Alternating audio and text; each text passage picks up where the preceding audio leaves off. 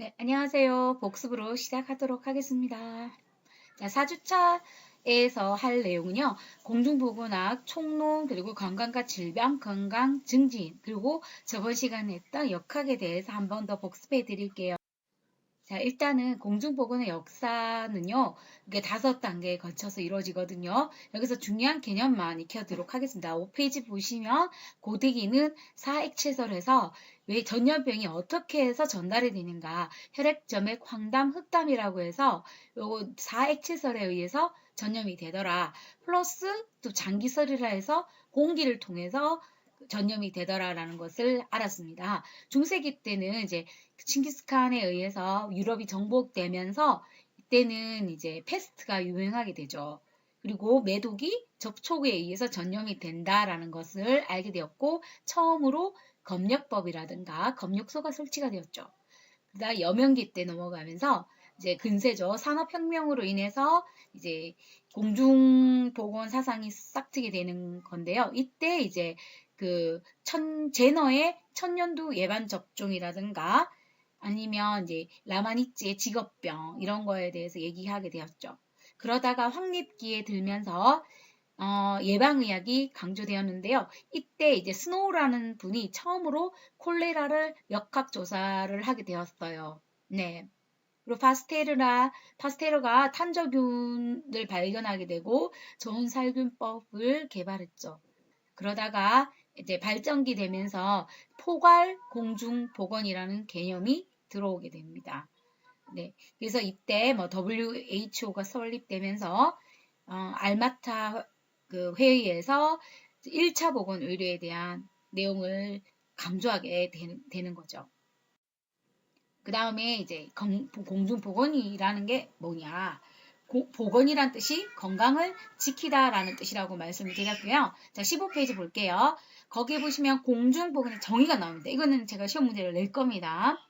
질병을 예방하고 수명을 연장하고 그 다음에 신체적 정신적 효율을 증진시키는 기술이며 과학이다라고 윈슬로우가 정의를 내렸습니다. 라스트는요. 프로텍트, 프로모트, 레스토어 한 지역사회의 조직된 노력들이다라고 했습니다. 자, 그렇다면 이거 16페이지에 나오는 공중보건학의 특징, 여기 가장 중요한데요. 첫 번째, 대상이 누구냐. 이거는 개인이 아니라 지역 주민이다라는 거죠. 그리고 이것은 지역 단위가 바로 사업을 수행하려면 지역 단위가 바로 최소 단위가 되고요. 포괄과학이라고 해서 사회, 문화, 환경적 요인이 이제 건강을 함께 증진시키더라라는 내용입니다. 자, 그렇다면 헬스케어에 대해서 말씀을 드릴게요. 20페이지 보면 헬스케어, 보건의료죠. 이거는 뭐냐면 국민의 건강을 보증진하기 위하여 국가나 지방자치단체 또는 보건의료기관, 의료인들이 행하는 모든 활동이 바로 헬스케어라고 할 수가 있고요. 알마타 선언에서 이제 1차 보건의료에 대한 내용을 제시를 했어요. 이거는 뭐냐면 필수 보건의료 서비스를 말하는 겁니다. 거기에 8가지 주요 내용이 들어가고요. 그렇다면 2차, 3차는 뭐냐? 1차는 이제 예방 차원에서에 대한 보건의료를 말하는 거고요. 2차는 치료예요. 즉 응급처치, 급성질환, 입원치료 요까지가 바로 치료고요. 3차 보건의료라는 것은 바로 재활을 얘기하는 겁니다. 그래서 요거 구분하는 거 시험 문제에 나올 가능성이 많죠. 그 다음에 4번째 이것도 정말 중요한데 31페이지에서 32페이지 보시면 WHO에서 말하는 보건지표 또는 보건지수가 뭐냐? 바로 이 3가지를 말하는 거예요. 비례사망지수, 평균 수명, 보통 사망률 또는 조사망률. 그래서 다음 중 보건지표가 아닌 것은 해서 시험 문제가 나올 가능성이 많아요. 네. 그렇다면 우리가 공중보건은 건강을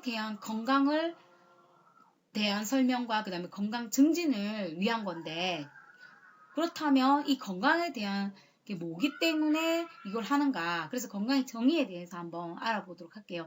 예전에는 신체적인 개념에서 이제 출발을 했지만 그러다가 이제 뭐 아니야 건전한 정신에서 건전한 신체가 온다 해서 이제 심신의 건강 개념까지 도입을 했다가 생활 개념으로 즉 웰빙이죠.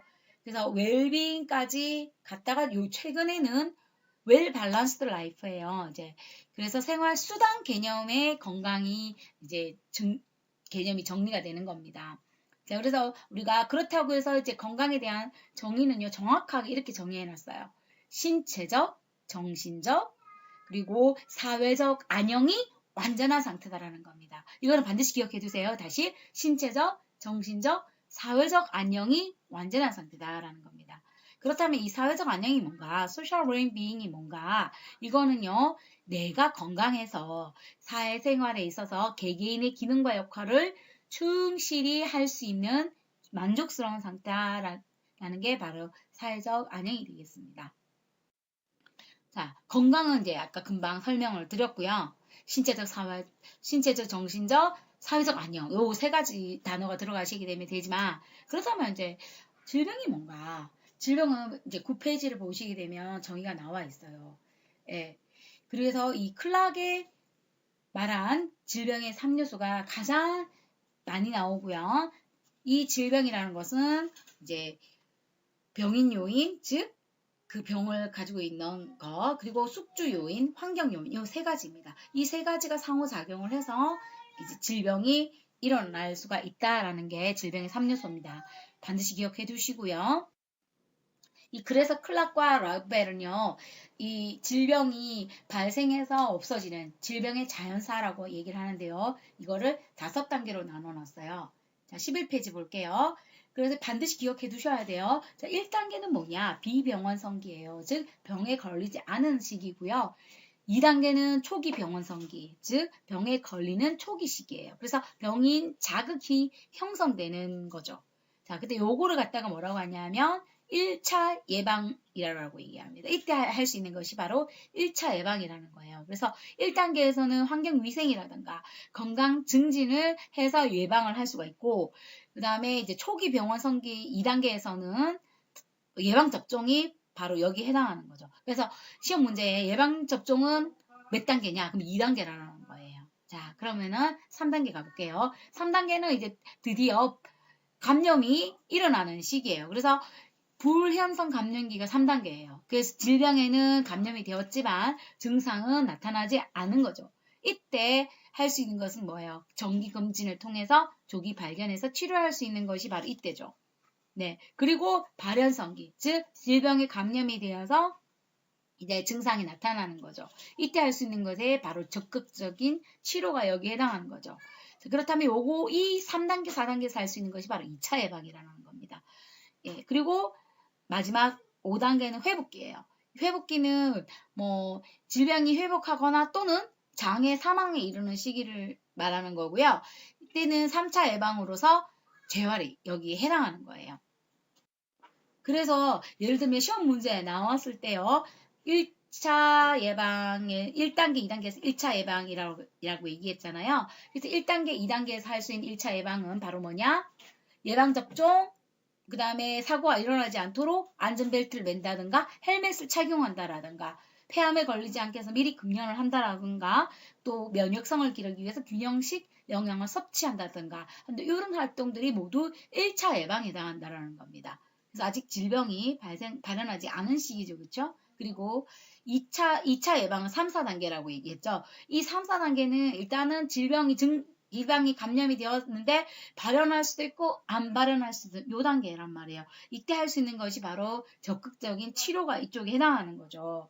그래서 뭐 매년 자궁암 검사를 한다든가 아니면 뭐 여자들 같은 경우는 유방암 자가검진 또는 유방조영술 뭐 이런 것들이 다 2차 예방에 해당하는 겁니다.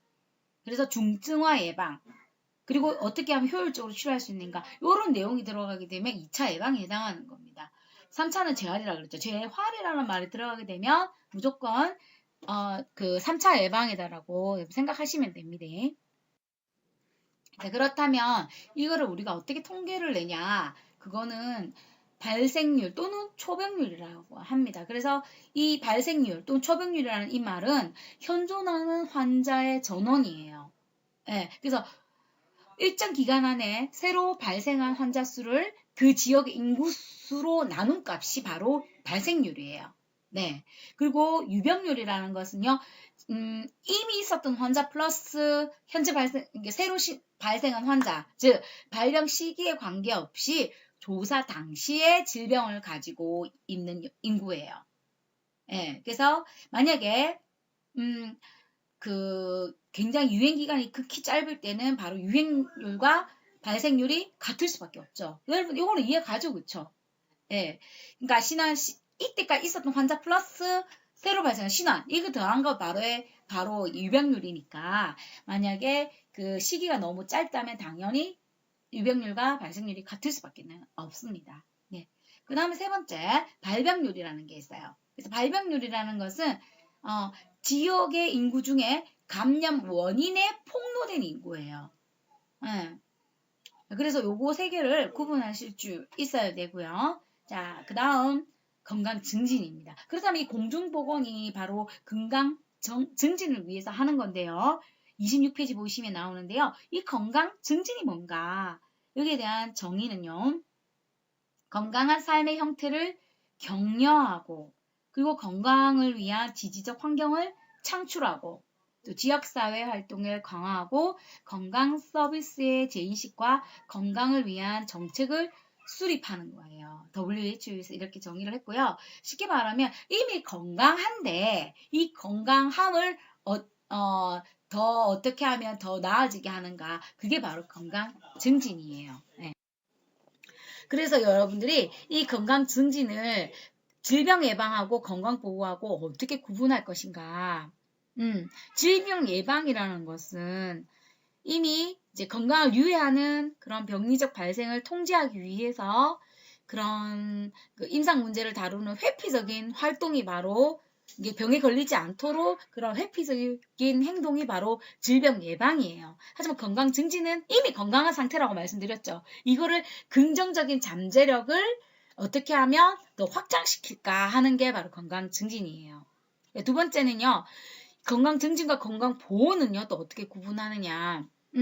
건강 보호는요. 건강 상태를 유지하는 거죠.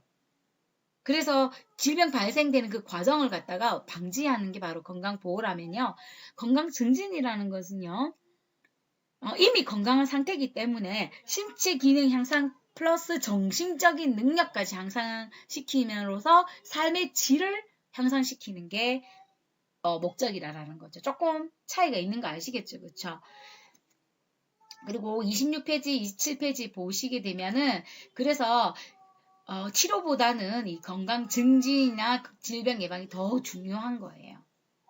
그 이유는 최근에는 보면은 건강에 대한 그런 어떤 습관이 굉장히 중요하고 또 미리 예방함으로써 의료비를 감소시킬 수가 있고요. 그 다음에 최근에는 이제 비전염성 질환이 더 증가되고 또 그 평균 연령이 또 증가하다 보니까 노령화로 인해서 아무래도 그런 이제 비전염성 질환이 증가되고 또 오래 살다 보니까 만성퇴행성 질환이 또는 난치병들이 더 많이 증가하고 있는 추세이기 때문에 그렇습니다.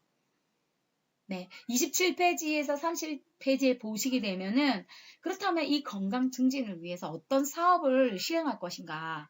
거기에는요, 4가지예요. 보건교육이 들어가게 되고 질병 예방, 역량 개선, 건강 생활 실천이 바로 이 건강 증진을 위한 사업에 해당하는 거예요. 그래서 대표적인 게 뭐 금연, 절주 또는 운동, 역량 요런 게 들어가면 건강 증진 사업이구나 라고 여러분들 머릿속에 넣어두시면 돼요. 그것만 생각하시면 됩니다.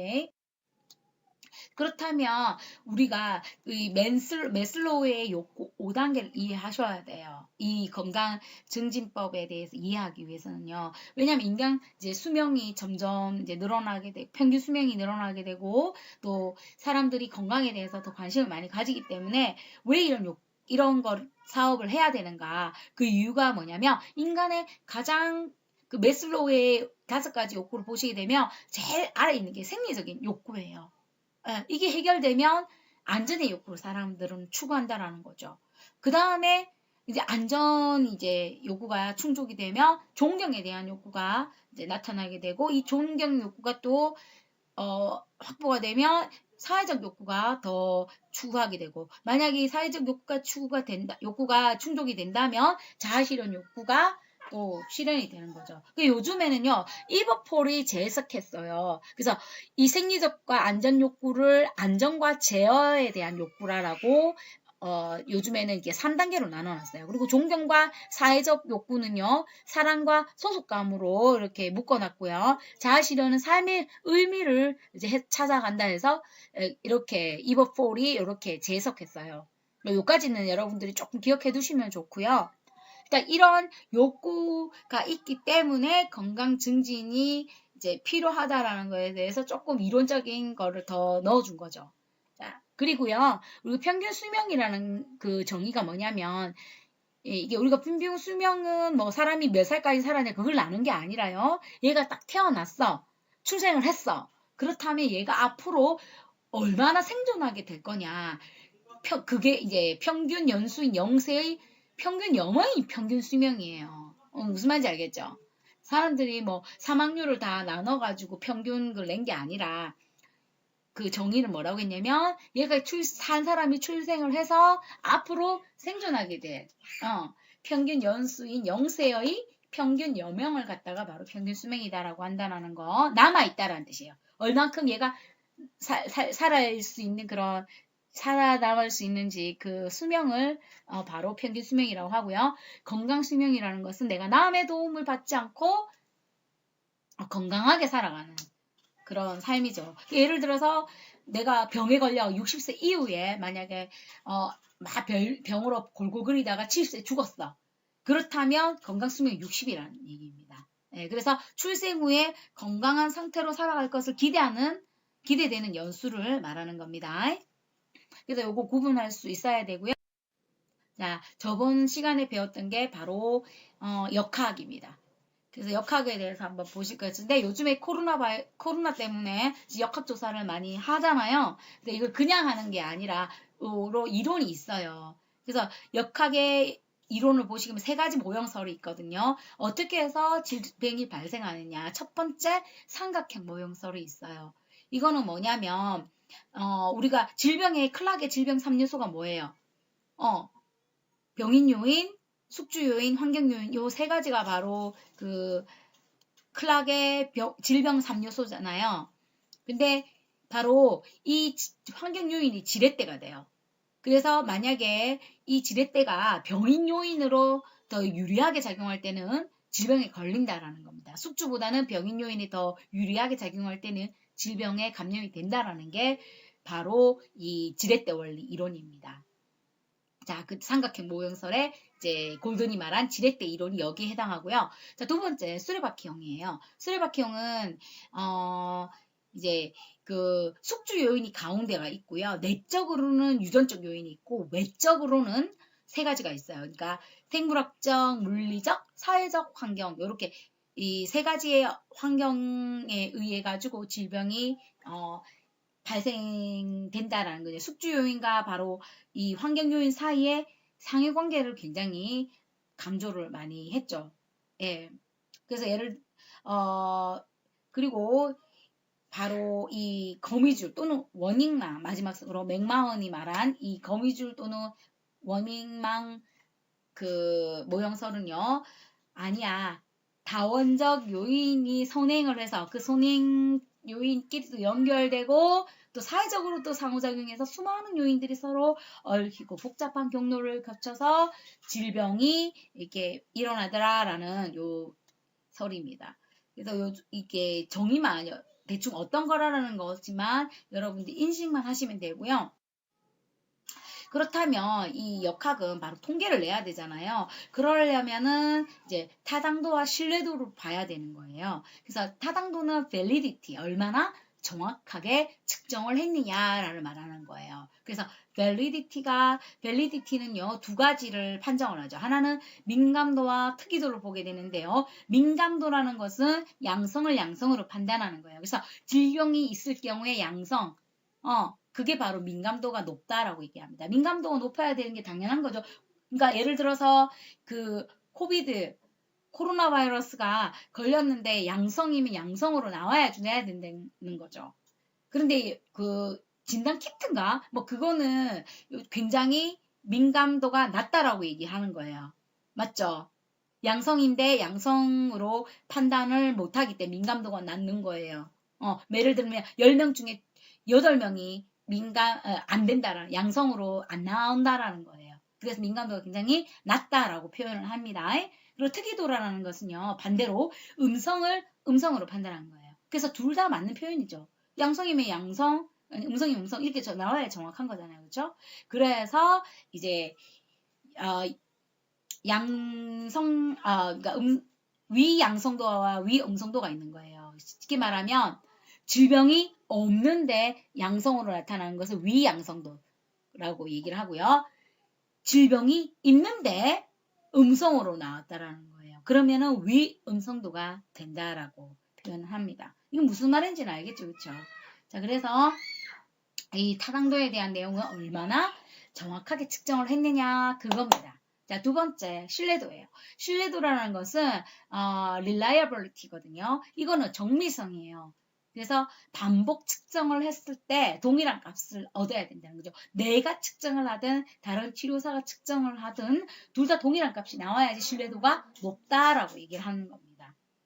네. 자, 그래서 이 밑에 오른쪽에 그림을 보시게 되시면 이제 제일 처음에 보면은 이 점들이 막 위에 타겟이 있고 그다음에 점들이 막 퍼져 있잖아요. 그러면은 이게 제 첫 번째 왼쪽 제일 위에 그림을 보시면 측정하는 사람도 다 틀린 값이 나오고 결과값도 어때요? 타겟에 가 있지 않잖아요.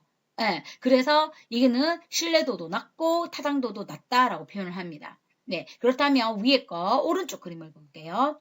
이거는 뭐냐면은 타겟에 있는 게 지금 한 사람밖에 안 보이죠, 그렇죠? 네, 그래서 한 사람은 다 정확하게는 측정을 했지만은 측정하는 사람마다 다른 값이 나온 거예요. 이런 경우는. 그래서 타겟에 있는 사람 한 사람밖에 없고, 그러니까 지 나름대로 이제 정확하게는 측정을 했다라는 거예요. 네. 그런데 측정하는 사람마다 다 다른 모양이 다 달랐기 때문에 이렇게 퍼진 모양으로 나오는 거예요. 그리고 왼쪽 밑에 그림 볼게요. 자, 이 보면 어때요? 타겟세보다는 여러 사람이 측정했는데 다 같은 값이 나왔죠, 지금. 오른쪽 위로 지금 다 몰려 있잖아요. 이거는 무슨 말이냐면, 네가 측정하든 내가 측정하든 전부 다 같이 똑같은 값이 나왔지만은 타겟에 안 와 있죠. 예. 그래서 이거는, 신뢰도는 높을지 모르지만은 이 타당도, 즉 정확성에서는 떨어진다라고 얘기를 하는 거예요. 자, 그 다음에 오른쪽 아래 그림을 보시게 되면 타겟에 정확하게 여러 사람이 까만 점들이 딱 모여있죠. 이 말은 뭐냐면은 정확하게도 측정을 했고 여러 사람이 네가 측정하다 내가 측정하다 다 똑같은 결과값이 나왔다라는 겁니다. 그래서 이거는 신뢰도도 높고 타당도도 높다라고 얘기를 하는 거예요.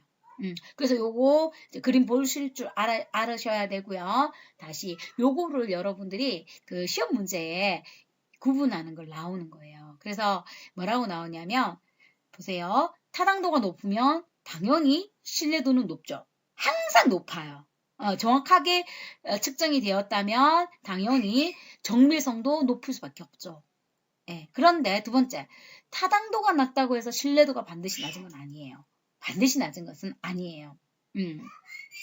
쉽게 말해서 정확성이 떨어진다고 해가지고 그 정밀성까지 또 낮다라고는 얘기 안 한다는 겁니다. 예. 그 다음에 신뢰도가 높다고 해서 그러니까 정밀성이 높다고 해서 타당도 즉 정확성이 반드시 높은 건 아니에요. 그래서 신뢰도는 타당도를 높이기 위한 필요 조건이지만 충분 조건은 아니다라는 겁니다. 정밀성은 정확성을 반드시 높이지 맞죠? 그렇지만 두 사람이 측정 결과가 즉 신뢰도에서 반드시 이 두 사람 측정한 게 반드시 정확한 값은 아니다라는 겁니다. 그래서 정밀성이 낮으면 정확성이 항상 낮습니다. 네, 그래서 요거를 이렇게 구분해서 말을 이렇게 바꾸더라도 여러분들 다 맞출 수 있어야 돼요. 그래서 요 1, 2, 3, 4, 5라고 적혀 있잖아요. 이 말을 기억해 두시고 좀 외워두세요. 그래야지 시험 문제 맞출 수가 있어요. 네. 네, 45페이지에 보시면요. 그렇다면 질병이 발생을 했잖아요. 그러면 그것이 얼마나 위험한지에 대한 거는 어떻게 측정하느냐는 거예요. 두 가지 방법으로 하게 되는데요. 하나는 비교 또는 상대 위험도라고 해서 비폭로 발병률 분의 위험 요소 요인의 폭로 발병률이에요. 그래서 비교적으로 질병 발생 요인에 의한 그 발병 정도죠. 상대적으로 얼마나 발병을 했느냐 그걸 보는 거고요. 두 번째는 귀속 또는 기억 위험도라고 해가지고요. 위험 요인에 이제 폭로된 그 발병률의 빼기 비폭로 발병률이에요. 그렇기 때문에 이거는요. 발병이 얼마나 일어났는지를 알 수가 있는 거죠. 그렇기 때문에 공중보건 사업에서 예방 대책을 수립할 때 사용할 수가 있는 것이 바로 귀속 또는 귀여 위험도가 되겠습니다. 사진 6페이지 보겠습니다. 여기는 역학조사 방법인데요. 여기는 이제 실험적 연구 방법과 관찰적 연구 방법으로 나눕니다. 실험적 연구는 그냥 실험을 하는 거예요. 대표적인 게 뭐 지역사회에서의 지역사회 단위로 뭐 실험을 해본다거나 아니면 임상 실험을 직접 해보는 거죠. 그런 게 있고 두 번째 관찰적인 방법으로는 기술역학과 분석역학으로 나눕니다. 기술역학이라는 것은요. 그냥 서술을 하는 거예요. 예를 들어서 라인강 물을 맞고 콜레라에 걸렸다. 그런데 다른 강에서 그 지역을 보니까 라인강 물을 마셨다는 거예요. 그래서 발병이 되더라. 근데 딴 지역에는 라인강 물을 먹지 않았기 때문에 안 걸린 거예요. 그래서 그냥 그 사실만 기록하는 것이 기술 역학입니다. 분석 역학이라는 것은 예를 들어서 담배를 피면 이제 폐암에 걸린다 이거잖아요. 그러니까 담배를 많이 피게 되면 폐암에 걸릴 것이다 라고 이제 가설을 설정을 하는 거죠. 그게 바로 분석 역학입니다. 그래서 나눠야죠. 환자군과 대조군으로 나눌 수가 있고요. 아니면 단면을 연구할 수도 있고 또는 코트 연구를 할 수가 있습니다. 그래서 이 1단계 역학을 바로 기술 역학이에요. 왜냐하면 그냥 서술만 하는 거니까요. 그 다음에 2단계 역학은 뭐냐면 가설을 설정하는 것이 2단계 역학입니다. 그게 바로 분석 역학이고요. 3단계 역학은 이 가설을 설정을 했잖아요. 설정한 거에만 거치는 게 아니라 이제 통계를 돌려서 검증을 하는 거죠. 네, 그게 바로 3단계 역학이 되겠습니다. 좀 더 자세히 볼게요. 역학조사 방법 다시 한번 더 정리해 드릴게요. 자, 기술 역학은 제1의 역학이라고 말씀을 드렸고요. 있는 그대로 나열을 하는 거예요. 그래서 보면 뭐 인적 변수, 즉 남녀 몇 명이냐, 남녀가 이 병이 남녀는 몇 명, 여자는 몇 명 되었냐 이렇게 나열하는 거고요. 그 다음에 지역적 변수라는 것은요, 뭐 풍토병이 일어났어. 근데 이게 더 많아지면 유행병이 되는 거고 이게 더 다른 지역으로 퍼져서 가는 게 이제 범지역 되더라 이런 걸 말하는 거고요. 그 다음에 시간적 변수라는 것은요. 추세 변화를 나열하는 거예요. 그래서 뭐 10년 주기로 어떻게 어떤 병, 그 다음에 2, 4년 주기로 1년 주기로 어떻게 병이 유행을 하더라 이렇게 나열해 놓는 게 바로 기술 역학입니다. 두 번째 분석 역학이라는 것은요. 바로 가설을 설정하는 것인데요. 확인하는 거죠. 쉽게 말하면. 그래서 여기에는 이제 단면 연구, 그 다음에 환자 대조군 연구, 코호트 연구 이렇게 있는데요. 단면 연구라는 것은 설문지를 돌리고 통계를 내는 거예요. 즉 일종의 유병률을 연구조사하는 거고요. 연관성 연구이기 때문에 원인은 몰라요. 하지만 이제 어느 정도 발생했더라라는 그 유병률은 알 수가 있는데 시간과 격리, 노력은 적게 들고 일반화할 수 있는 장점이 있죠. 자, 두 번째 환자 대조군 연구는요. 뭐 예를 들어서 환자 100명, 대조군 100명. 그래서 뭐 담배를 흡연을 많이 했을 때는 폐암이 걸리더라. 뭐 이런 걸 말하는 거예요. 그러다 보니까 이제 과거 회상을 하는 이제 후향적 조사거든요. 그러다 보니까 환자가 거짓말을 한다거나 그럴 경우에는 이제 신뢰도가 굉장히 낮아질 수가 있는 위험이 있죠. 하지만은 회기성병이라든가 만성 질환의 경우에는 그 가능하죠. 그래서 여기에 단점은 일반화할 수가 없고 신뢰도가 좀 낮은 단점이 있습니다. 자, 세 번째 우리 코트 연구인데요. 코트 연구 같은 경우는 이제 건강한 사람을 이제 질병에 노출시키고 비노출시키나 두 집단을 이제 해서 추적 조사하는 건데요. 자, 예를 들어서 전향적인 코트 조사는요. 예를 들어 특수종사자 같은 경우 자궁 경부암을 보려고 할 때요. 특수종사자 업체는 이제 그 노출되는 환경이 있잖아요. 근데 예를 들면 수년이 같은 경우는 이제 비노출 환경이라는 거죠. 그래서 10년 동안 이제 뭐 예를 들어서 자궁 경부암이 발생할 때까지 딱 보는 거예요. 그래 그런데 이제 단점은 이제 시간이 많이 걸리고 또 중도 탄약하는 그런 경우가 있다라는 겁니다. 이걸 한 사람이 대표적인 게 이제 플레이밍햄이라는 사람인데요. 심장병 연구에 이제 추석 연구를 했었거든요. 그래서 뭐 예를 들어서 흡연, 그다음에 그 음주, 또 콜레스테롤이 높으니까 심장병이 발생하더라 이렇게 해서 확인을 한 사람이 이제 플레이밍햄이고요. 두 번째 이제 후향적 코트 연구라는 게 있어요.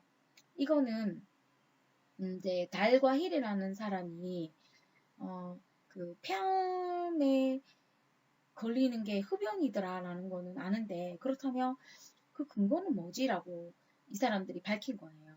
그래서 생명보험회사에 폐암 걸린 환자를 그 자료를 보여달라 했죠. 그래서 10년 전 자료를 보니까 다 흡연한 기록이 있더라는 거예요. 그래서 이런 거를 봐서 흡연이 폐암하고 영향이 있구나라는 것을 이제 증명을 했는 거죠. 네, 그렇다면 이번에는 실험 연구는 제3의 역학이라고 하고요. 이제 가설을 검증을 해주는 거죠. 실험을 하는 거니까요. 그래서 뭐 지역사회를 대상으로 실험할 수도 있고 임상 이제 병원에서 이제 임상 실험을 할 수가 있죠. 그래서 이 방법에는 이제 대상자들이 자기가 실험군에 들어갈지 대조군에 들어갈지 모를 경우에는 단일 맹검이라고 하는 거예요.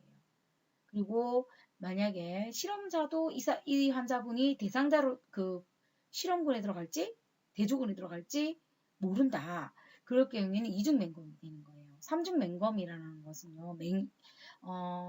이게 블라인드라고 하거든요. 이게 블라인드니까 맹검이죠.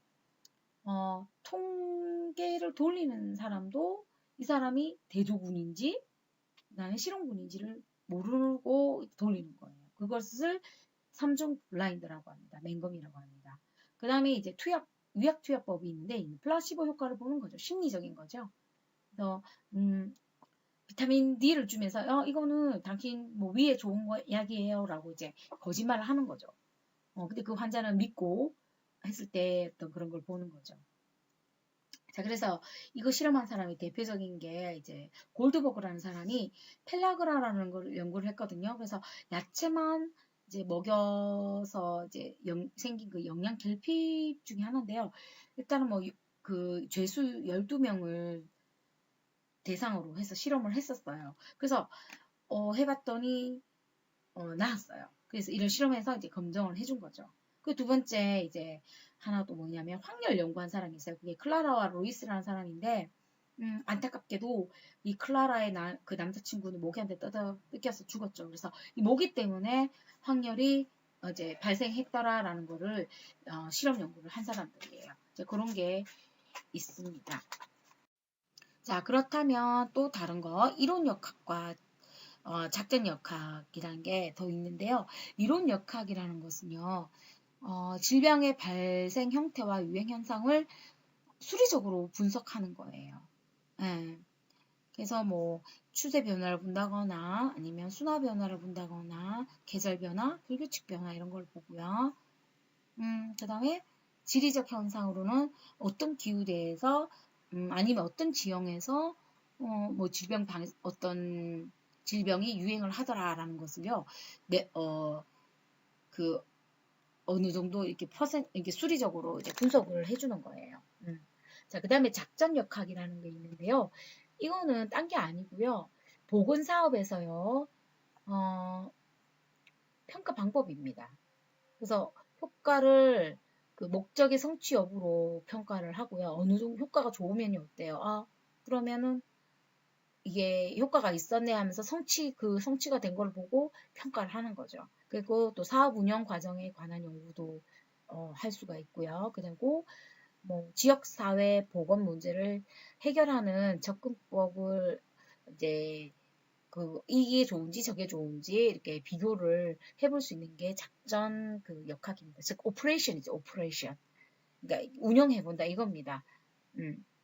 그래서 예를 들면 뭐 산업 안전 교육을 실시했을 때 전후 재발생률을 비교해 보는 거예요. 대표적인 게 작전 역학에 해당하게 됩니다. 네. 자, 56페이지에 보시게 되면요. 오차의 종류 이렇게 나오잖아요. 이게 뭐냐면은 우리가 논문을 쓰거나 실험이나 이런 거 이렇게 역학 조사를 할 때 보면 오류를 보일 수가 있다라는 거죠. 대표적인 게 이제 세 가지가 있는데요. 관찰 오차, 표본 오차, 비표본 오차 이렇게 나누거든요. 관찰 오차라는 것은요. 오류죠. 쉽게 말하면 내가 역학조사 하는 데 있어서 관찰을 잘못해가지고 발생할 수가 있는 오차를 말하는 거예요. 에러를 말하는 거예요. 예. 그럴 수도 있잖아요. 그렇죠? 관찰을 했는데 역학을 잘못할 수가 있고요. 두 번째는 표본 집단 있잖아요. 그래서 내가 실험 대상자들을 표본 말하는 거거든요. 모집단, 그러니까 내가 실험해야 되는 전체 집단을 모집단이라고 하잖아요. 집단을 전부 조사를 못한다거나 아니면 편견이 들어간다거나 어떤 뭐 개체 변동이 있을 때 생기는 게 이제 표본에서 생기는 오차라 해서 표본 오차라고 하고요. 그렇다면 이걸 빼고 비표본이니까 이런 모집단에 생기는 오차 말고 다른 거를 예를 들면 뭐 표본값과 관계없는 거, 측정 단위에 뭐 통일성이 결여됐다거나 뭐 이런 거 이제 비표본 오차가 되는 겁니다. 요거는 그냥 용어만 알고 계시면 될 것 같아요. 퀴즈입니다. 네, 요거 답은 제가 다음 주에 알려드리도록 할 건데요. 네. 1번 공중보건사업의 성패를 좌우하는 가장 중요한 사업은 뭐죠? 2번 윈슬로우가 정립시킨 공중보건학의 정의는요? 3번 지역사회 보건 수준의 지표가 되며 1년간 출생아 수에 대한 1세 미만아의 사망수로 계산되는 것은요? 네, 요거는 다음 주에 답을 알려드리도록 하겠습니다. 수고하셨습니다.